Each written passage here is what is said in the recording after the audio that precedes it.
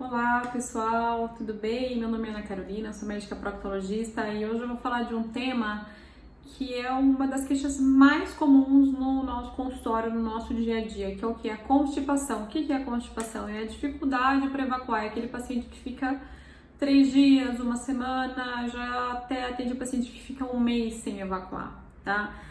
E o que eu vejo, principalmente mulheres, as mulheres acham que é normal, então você fica uma semana sem evacuar e você acha que tá normal. Não é normal, tá? Qual que é a definição de constipação? Então, o que é o intestino preso? Essa dificuldade para evacuar. O que define isso? Os critérios de Roma, que são os critérios que a gente usa para definir, diagnosticar e tratar a constipação, eles definem da seguinte forma, que se você ficar até 3 dias sem evacuar, mas que se você não faz esforço para evacuar, você é considerado óbito intestinal normal. Então não tem que ter também essa preocupação de evacuar todo dia, né? Eu posso evacuar a cada 2 dias, desde que eu não faça esforço, tá tudo bem, não tem problema, tá? Mas eu tenho. Agora, tem gente que evacua todo dia e tem dificuldade para evacuar, faz esforço. Por incrível que pareça, essa pessoa é classificada como constipada. E às vezes alguém que fica 2, 3 dias e não faz força não é classificado como constipado. Então a constipação ela envolve o quê? Além do tempo de ficar sem evacuar, ela envolve esforço para evacuar. E o esforço para evacuar ele não é saudável, isso eu vou abordar em outras lives, mas o esforço para evacuar ele não é saudável por quê? Porque ele pode causar vários problemas, desde hemorroida, até incontinência fecal, dilatação do reto, enfim, dólico cólon, são vários os problemas que a gente vai abordar numa outra oportunidade. Mas o que eu quero falar para vocês aqui hoje é sobre os hábitos que levam à constipação.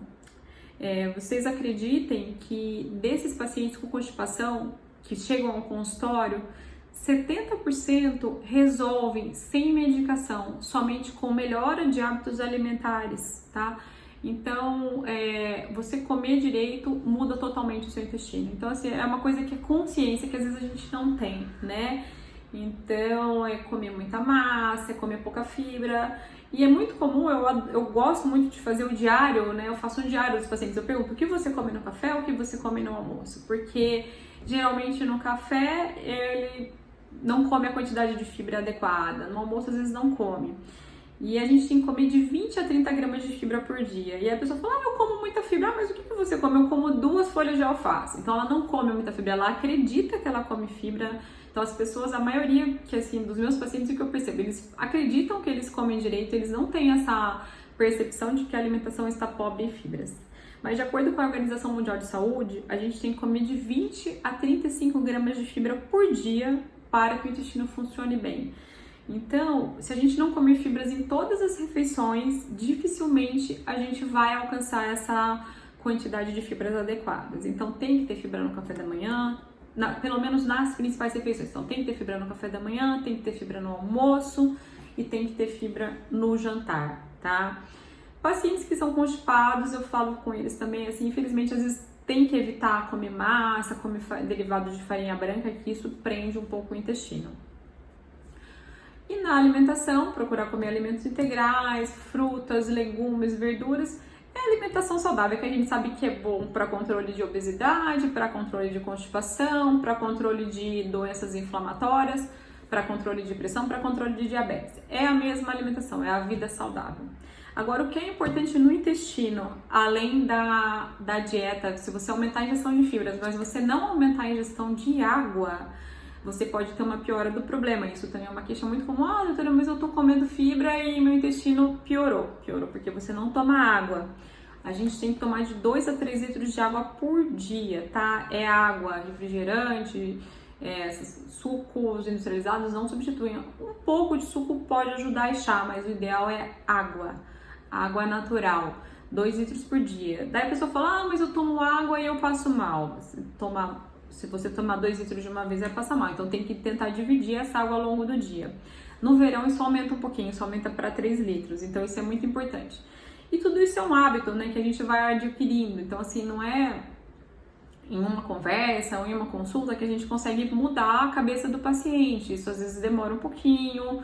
São hábitos que as pessoas têm ao longo da vida. Mas, se você mudar a sua alimentação, se você comer direito, se você tomar água, seu intestino provavelmente vai melhorar. Tá? Mas eu fiz tudo isso, tudo certinho e não melhorou. aí a gente tem que investigar outras causas de constipação, que são várias, tá? Desde o intestino mais devagar, que tem pessoas que têm mesmo, o intestino dilatado, que ao longo dos anos com a constipação o intestino vai ficando mais dilatado, até os problemas que a gente chama de distúrbios de saída, né, que a musculatura do ânus não relaxa na hora da evacuação e aí você pode colocar um banquinho para evacuar, enfim, são várias coisas. As mulheres podem ter retocele, que por partos elas podem ter retocele, isso é um abalamento do reto em direção à vagina, isso também pode causar constipação, tá? Tudo isso o médico proctologista, com uma anamnese, uma história clínica bem feita e os exames complementares ele vai diagnosticar. Alguns casos são passíveis de cirurgia, outros podem precisar de fisioterapia e outros realmente só os hábitos alimentares já resolvem. Mas o que eu quero deixar de alerta para vocês aqui hoje é que a constipação é um problema que muitas vezes é menosprezado e não deve ser. Por quê? Porque ele pode trazer outras consequências. Então, assim, se você tem o intestino preso, se você tem dificuldade para evacuar, se você faz força para evacuar, procura um médico proctologista. Ele é o médico mais apto para te ajudar nesse sentido, para que você melhore. Não subestime o problema, porque senão você pode piorar mais. Você pode causar esses problemas que eu te falei, de dilatar o reto, de dificuldade de relaxar a musculatura, ou o contrário, de a musculatura ir ficando mais frouxa ao longo do tempo e futuramente ter uma incontinência, você pode ter hemorroidas. A constipação também ela pode aumentar o risco de pólipos intestinais, então é um problema que não deve ser subestimado. Se você tem isso, procura um médico coloproctologista para te ajudar, tá bom? Espero ter ajudado, que eu puder aqui alguma dúvida esclarecer, estou à disposição de vocês. Boa tarde!